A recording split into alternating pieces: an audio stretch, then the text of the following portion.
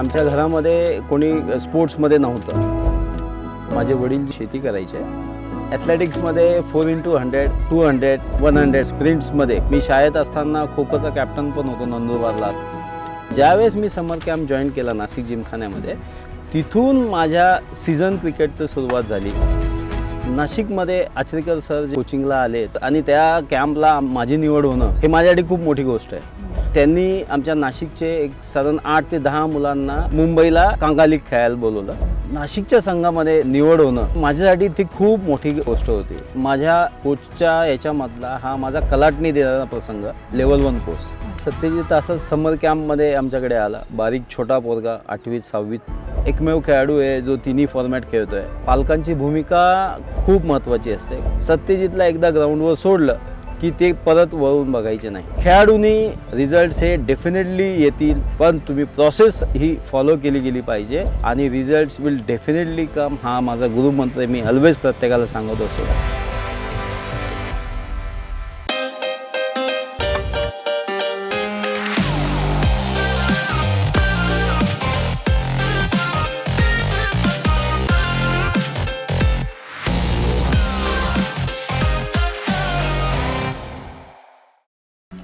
नमस्कार, behind the wickets या शोमध्ये आपलं स्वागत आहे। आज आपल्यासोबत आहे श्री संजय मराठे सर। नमस्कार सर, तुमचं शोमध्ये स्वागत आहे। नमस्कार मॅडम, आपण ह्या शोमध्ये मला इन्व्हाइट केलं त्याबद्दल धन्यवाद।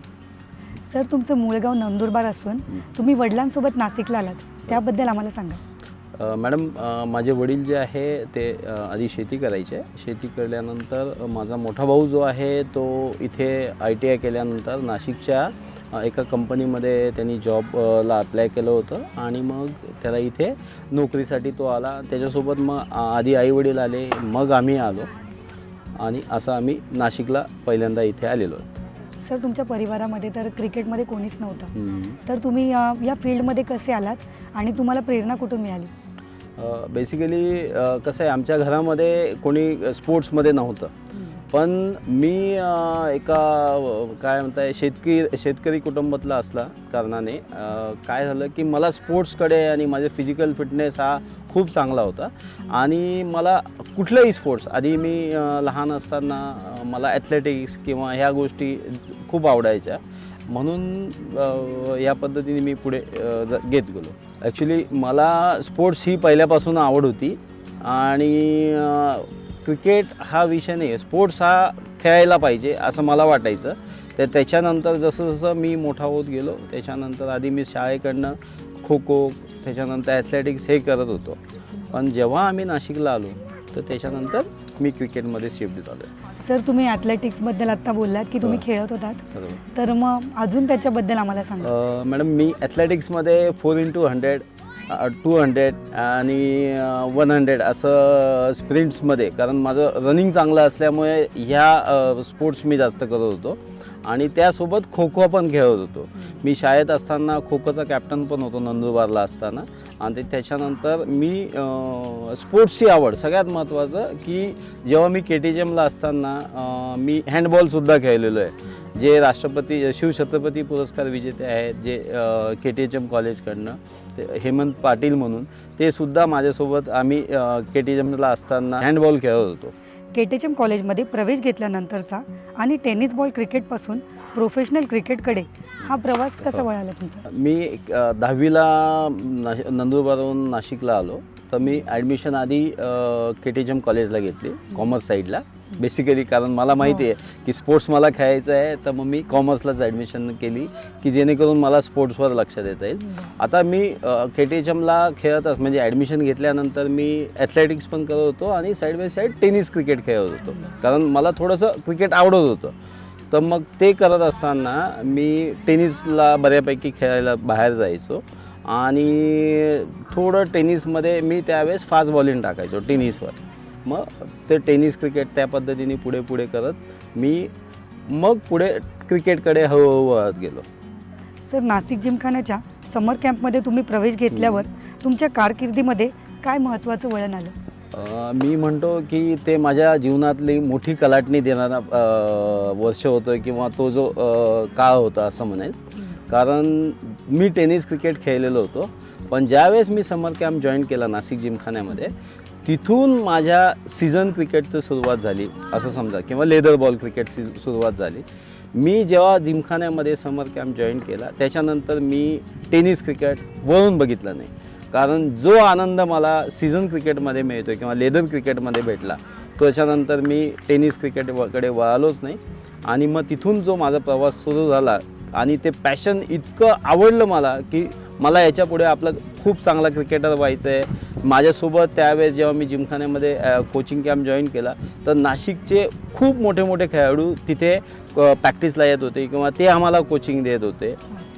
जसं सुनील काळे झालं, अविनाश भिडे झालं, अविनाश आगरकर झाले, रोहित दलाल झाले, हे नाशिकचं खूप मोठे नाव असलेले खेळाडू तिथे प्रॅक्टिस करत होते. आणि त्यांच्यासमोर त्यांना बघून त्यांच्यासारखं खेळावं असं मला वाटत होतं. आणि त्याच्यामुळे मी इतका पॅशनेट झालो क्रिकेटकडे आणि ते मी फॉलो चालू केलं आणि ते अजूनही चालू आहे. नाही करते सर, आचरेकर सरांच्या 15 दिवसांच्या कोचिंग कॅम्पमध्ये निवड होणं आणि मुंबईत कांगाली खेळण्यासाठी बोलवणं, तो मुंबई क्रिकेटचा अनुभव तुमच्यासाठी कसा होता? मॅडम, तुम्हाला सांगतो की नाशिकमध्ये आचरेकर सर जे कोचिंगला आलेत हेच आणि त्या कॅम्पला माझी निवड होणं हे माझ्यासाठी खूप मोठी गोष्ट आहे. कारण त्या ज्या गोष्टी आम्हाला सरांनी शिकवल्या त्या 15 दिवसामध्ये त्या अमूल्य होत्या. आणि त्यांनी आमच्या नाशिकचे एक साधारण 8 ते 10 मुलांना एक चांगले खेळाडू आहेत म्हणून मुंबईला कांगालीत खेळायला बोलवलं. तर आम्ही इथनं मुंबईला खेळायला गेलो.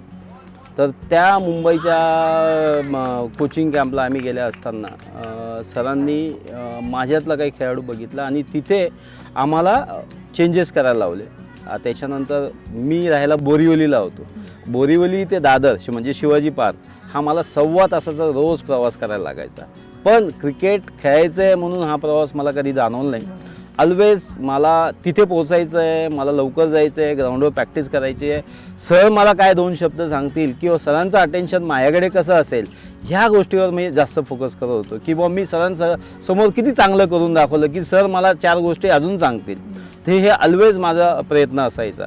आणि सरांनी आमच्यासाठी खास एक कांगालीला सी डिव्हिजनला एक नावानी म्हणजे नाशिकचे आपले 8 ते 9 खेळाडू आणि मुंबईचे एक 3-4 खेळाडू असे करून आम्हाला कांगाली सी डिव्हिजनला खेळायला चान्स दिला. आणि तिथे आम्ही चांगला परफॉर्मन्स केला. फक्त सरांच्या गायडन्स आणि सरांचं एक विजन की बाहेरचे खेळाडूसुद्धा इथे येऊन परफॉर्म करू शकतात हे सरांनी बघितलं. सर, आम्ही ऐकले की तुम्ही सुरुवातीला फास्ट बॉलिंग करायचे, पण आचरेकर सरांनी जेव्हा तुम्हाला बॅटिंगवर लक्ष केंद्रित करायला लावलं तर तो अनुभव कसा होता? मॅम, जसं मी आता आधी बोललो की सरांनी आम्हाला नाशिकचे एक 7-8 खेळाडूंना मुंबईमध्ये खेळायला बोलवलं कांगालीसाठी. त्यावेळेस मी इकडनं जात असताना आधी फास्ट बॉलिंगच टाकायचो. पण सरांनी काही माझे शॅडोज किंवा काही करताना किंवा ड्राईव्ज नॉकिंग करताना नेटच्या शेजारी ते बघितलं असेल आणि त्याच्यानंतर मला सांगितलं की अरे संजय, तू बॉलिंगच्या ऐवजी बॅटिंग कर. मी सरांना सांगितलं, सर मी याच्या आधी बॅटिंग ही खालीच करत होतो, मला जमेल का? सर म्हटले, मी सांगतो तू करशील. मग नेक्स्ट मॅच मला पुढची मॅच हे सांगितल्यानंतर सरांनी ओपनिंगला माटुंगा जिमखान्याला आमची मॅच होती आणि तिथे मला कांगालीच्या व्हेरी फर्स्ट मॅच मी माझ्या जीवनातली ओपनिंग केली. आणि सरांचा असलेला कॉन्फिडन्स, सरांनी दाखवलेला विश्वास ह्यामुळे त्या मॅचमध्ये मी ओपनिंगला जाऊन शेवटपर्यंत नाबाद राहिलो. मलाच माहीत नाही मी कसं काय करू शकलो. फक्त सरांचे जे मला सांगितलं की तू बॅटिंग चांगली करू शकतो हा विश्वास मी सरांना सार्थ करून दाखवायचा होता. मे बी त्याच्यामुळे असू शकेल किंवा सरांनी माझं जे कलागुण आहे किंवा माझ्यातलं असलेलं स्किल ओळखलं असेल त्याच्यामुळे ते असू शकतं. कारण ते मला माहीत नव्हतं माझ्याकडे काय स्किल आहे. ते सरांनी हेरलं आणि मला ॲज अ ओपनिंग बॅट्समन म्हणून त्यांनी पुढे चालू केलं. NDCAच्या अंडर-19 संघामध्ये निवड होणं हे तुमच्यासाठी किती महत्त्वाची गोष्ट होती? फार महत्त्वाचं. माझी ते एक पहिली स्टेज होती. कारण नाशिकच्या संघामध्ये निवड होणं, कारण माझं फॅमिली बॅकग्राऊंड स्पोर्ट्समधलं नव्हतं, मला सपोर्ट करणारं कोणी नव्हतं. त्याच्यामुळे माझ्यासाठी ती खूप मोठी गोष्ट होती. कारण मी जी मेहनत घेत होतो, कारण तुम्हाला सांगतो की मी जिल्ह्याच्या संघाकडनं खेळण्यासाठी हे माझं ड्रीम होतं. ॲज अ बॅटर म्हणून, ॲज अ ओपनिंग बॅट्समन म्हणून जेव्हा सरांनी मला सांगितलं की तू ओपनिंग बॅटिंग करणं, कारण मला सगळे नाशिकमध्ये ॲज अ फास्ट बॉलर म्हणूनच ओळखत होते, पण मी स्वतःला ओपनिंग बॅट्समन म्हणून सिद्ध केलं, लोकल मॅचेसमध्ये परफॉर्म केलं आणि त्याच्यानंतर मी जिल्ह्याच्या संघात निवड झाली. त्याच्यासोबत माझ्या संघामध्ये आधीच ज्यांनी 5-5, 6-6 वर्ष तिथे क्रिकेट खेळलेले आहेत, त्याच्यात माझी निवड होणं हे माझ्यासाठी खूप मोठी होती. मकरंद ओक सरांनी नाशिक जिमखान्याची जबाबदारी सोडल्यानंतर त्यांनी तुमचं नाव सुचवलं. ही जबाबदारी स्वीकारताना तुम्हाला काय वाटलं? मॅडम, मकरंद सरांनी जेव्हा मी खेळत असताना मला जिमखान्यामध्ये कोचिंग हे बंद झालं होतं क्रिकेटचं, तर तिथलं कोचिंग जे आहे ते परत सुरू करण्यासाठी तिथली जिमखान्याची व्यवस्थापना म्हणजे संचालकांनी किंवा कार्यकारिणी मंडळांनी सरांना विचारलं, तर त्यांनी माझं नाव सुचवलं. आता सरांनी माझं नाव सुचवणं हे माझ्यासाठी खूप मोठी गोष्ट आहे आणि त्यांनी माझ्यातला काही गुण बघितला असेल म्हणूनच माझं नाव तिथे सुचवलं. आता नाशिक जिमखाना ही एवढी मोठी क्रीडा संस्था आहे, उत्तर महाराष्ट्रातली सगळ्यात मोठी क्रीडा संस्था आहे. तिथे प्रशिक्षण देणं हे माझ्यासाठी खूप मोठी गोष्ट आहे आणि मी तिथे खेळत असतानासुद्धा कोचिंग करत होतो. ज्यावेळेस मी प्रशिक्षण सुरू केलं त्यावेळेस मी ॲज अ खेळाडू म्हणून जिल्हा संघाकडनं पण खेळत होतो, सिनियर टीममधनं. तर तिथे मी प्रॅक्टिस करून रेग्युलर ह्या मुलांचं कोचिंग पण घेत होतो आणि तिथे खेळत असताना मला प्रशिक्षण देणं हे आवडत होतं, कारण मुलांना घडवणं हे मला पहिल्यापासून आवडतं. मुलांमधला काय टॅलेंट आहे हे मी बघत होतो, हेरत होतो आणि ते प्रशिक्षण मी आजतागायत करतो आहे नाशिक जिमखान्यामध्ये. सर, तुम्ही BCCIचा लेवल 1 कोर्स केला. तो कोर्स करताना तुम्ही काय शिकलात आणि कोच म्हणून तुम्हाला तो कसा उपयोगी ठरला? परत एकदा की माझं हे दुसरा पाडाव की माझ्या प्रशिक्षण म्हणजे कोचच्या याच्यामधला हा माझा कलाटणी देणारा प्रसंग लेवल 1 कोर्स. कारण जे काय मी आता शिकत होतो किंवा जे मुलांना शिकवत होतो, तर ते जे मी अनुभवलं होतं ते मी मुलांना शिकवत होतो. पण लेवल 1 कोर्स हा ऑस्ट्रेलियन पद्धतीने शिकवलं जातं, ऑस्ट्रेलियन मेथड.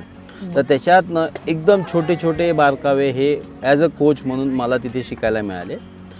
तिथनं मी ज्या काही कोचेसचे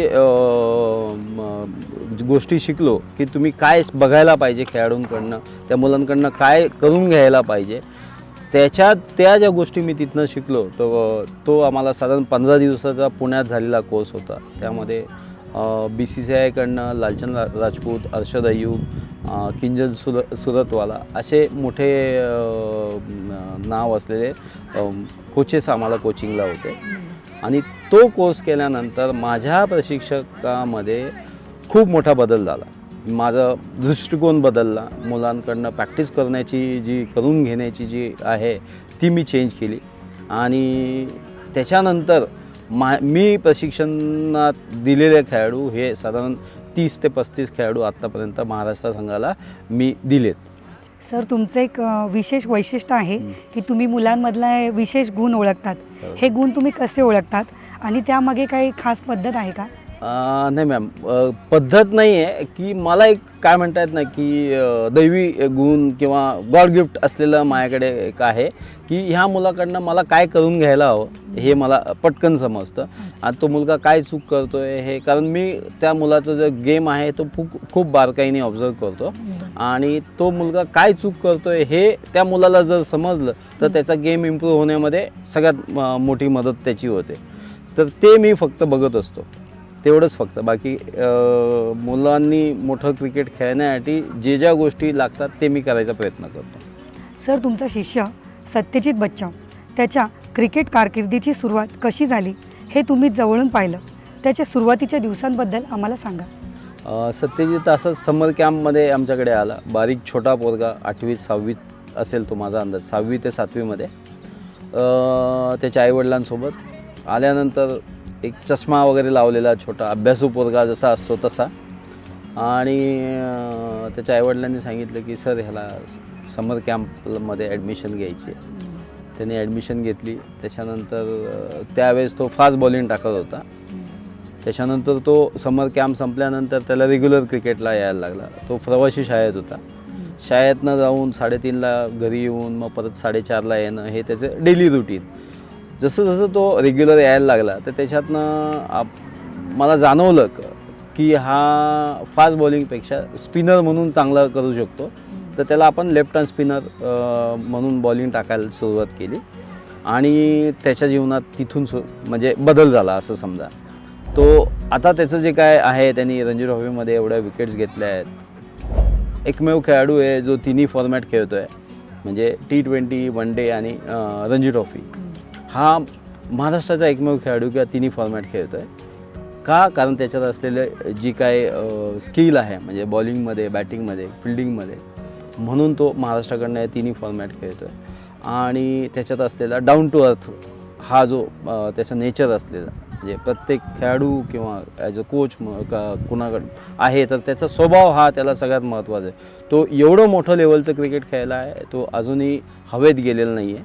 त्यांनी त्याचं पाय हे जमिनीवरच ठेवले, जे आपण ऑलवेज बघायला पाहिजे. म्हणजे त्याचं शिकवण आता जे माझे काही येणारे खेळाडू आहेत, मी ऑलवेज त्यांना देत असतो की तुम्ही तुमचं क्रिकेट करिअर कसं करायला पाहिजे, की तुम्ही मोठं लेवलचं क्रिकेट खेळल्यानंतरसुद्धा तुम्ही जमिनीवर राहणं गरजेचं आहे.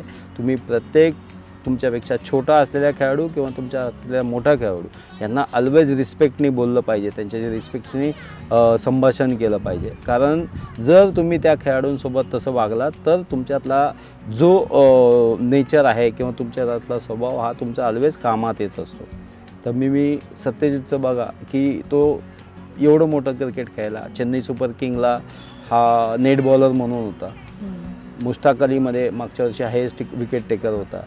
रणजी ट्रॉफीमध्ये अराउंड अबाउट 150 विकेट्स त्याच्या नावावर आहेत.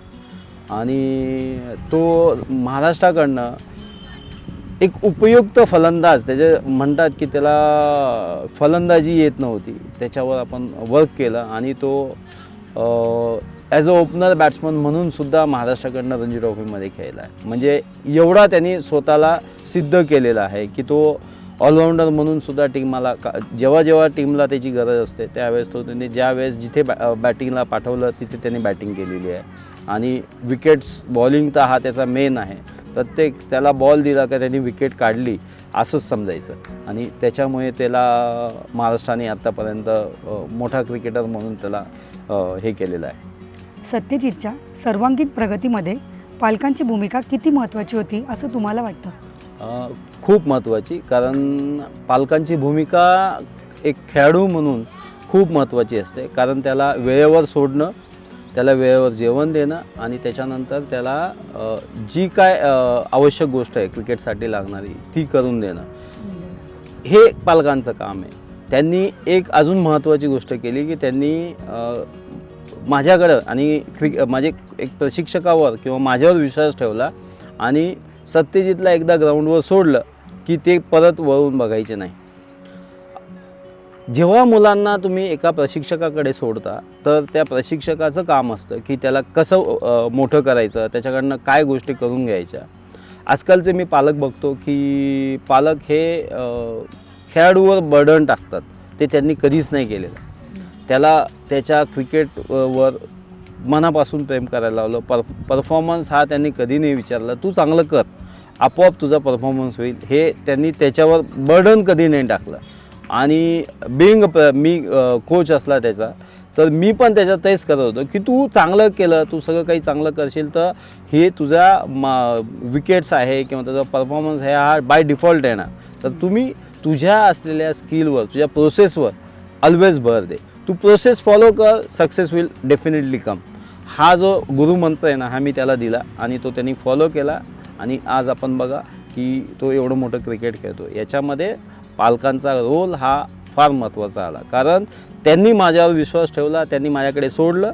त्याच्या पलीकडे त्यांनी कधीच त्याला विचारलं नाही किंवा ते थांबले नाही, सोडून दिलं. प्रशिक्षक आणि तू हा त्यांनी जे ठेवलं आहे त्याच्यामुळे हा एवढं मोठं क्रिकेट खेळू शकला. सर, आता अजून एक शिष्य तुमचे आणि नाशिकचे नाव क्रिकेटमध्ये गाजवतोय, नील चंद्रात्रे. या शिष्याबद्दल तुम्ही काय सांगाल? तो वयाच्या 6व्या वर्षी माझ्याकडे आला. शिडशिडीत गोरा पोरगा आणि त्याची जन्मजात त्याच्यामध्ये एक क्रिकेटला आवश्यक असणारे गुण होते. तो त्याच्यात क्रिकेटला आवश्यक असलेले सगळे गुण असल्यामुळे तो एक लेफ्ट हँड स्पिनर जो मी सत्यजित घडवला त्याचंच मला असं त्याला बघितला जाणवलं की ह्याला आपल्याला फक्त 2-4 गोष्टी सांगून त्याला आपल्याला कसं करता येईल, त्याला रोज बोलवायचं, रोज प्रॅक्टिस करायचं त्याच्याकडनं आणि छोट्या छोट्या गोष्टी ह्या त्याला सांगत गेलो. जसं तो मोठा होत गेला तर तो एक मोठा चांगला खेळाडू होईल हे मला नक्की समजलं त्याला. आणि त्याला डेली प्रॅक्टिसला बोलवणं, त्याच्याकडनं बॅटिंग, त्याच्याकडनं बॉलिंग आणि क्रिकेटसाठी स्ट्रॅटेजीज ह्या मी त्याला डिस्कस करत असायचो. ऑलवेज मॅन टू मॅन त्याच्याशी मी बोलायचो की क्रिकेट कसं असायला पाहिजे, तू बॉलिंगला कसं तुझी बॉलिंग चांगली टाकायला पाहिजे याच्या संदर्भात त्याच्याशी बोलत होतो. लॉकडाऊनच्या काळात त्याच्याकडनं आम्ही फिजिकल फिटनेस राहायला पाहिजे या मुलांचा, तर फिजिकल फिटनेससुद्धा आम्ही करून घेतला. आणि आता तुम्ही बघाल की तो विजय मर्चंट स्पर्धेमध्ये त्यांनी महाराष्ट्राकडनं सगळ्यात जास्त विकेट्स त्यांनी घेतल्यात. पहिल्या त्या 3 मॅचेसमध्ये तो सिलेक्ट नाही झाला, पण पुढच्या 3 मॅचेसमध्ये त्यांनी त्याचा असलेलं गुण हे दाखवलं आणि महाराष्ट्राकडनं हेड्स विकेट आणि भारतात 4 नंबर असलेला खेळाडू तो ठरला.